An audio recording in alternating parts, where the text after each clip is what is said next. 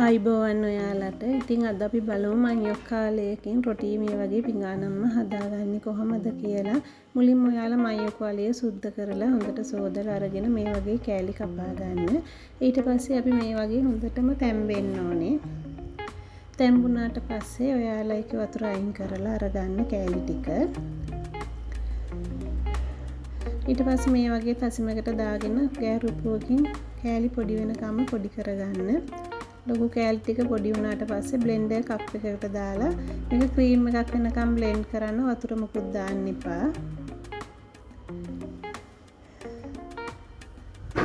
දැන් බලන්න මේක හොඳට බ්ලෙන්ඩ් වෙලා තියෙන ක්‍රීම් එකක් වගේ. මේක ඇලෙන ගතිය නම් වැඩි. අතේ පොල් තේ චුට්ටක් ගාගෙන වගේ මේක අයින් කරගන්න. ඊට පස්සේ අපි මඤ්ඤොක්ක ගනිපු තසිමෙම පුරවලා පාන් පිටි එකක් දාගන්න. ලියාගත්තු ලුණු අමු මිරිස් දාගන්න, ලුණු දාගන්න, පොල් දාගන්න.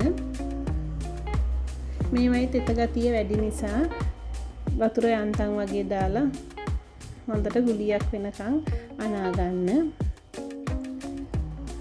මේ වගේ පදමට ආවට පස්සේ ඔයාලා මම නම් අද කැන්ද කොලයක් අරගෙන කැන්ද කොලයක තමයි රොටිය වඩව ගන්නේ. ඔයාලට කෙසිල් කොලයක් උනක් ගන්න පුළුවන්. මුකුත්ම නැත්තම් නිකන් උනක් දාලා හදා ගන්න පුළුවන්.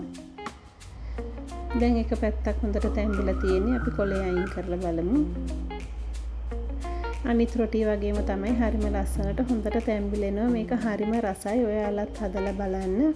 මම අද කොච්චි සම්බල් එකක් හදාගත්තේ රොටි කන්න. ඔයාලට ඕන දෙයක් එක මේක කන්න පුළුවන්. හරිම රසයි. එහෙනම් මං ගිහින්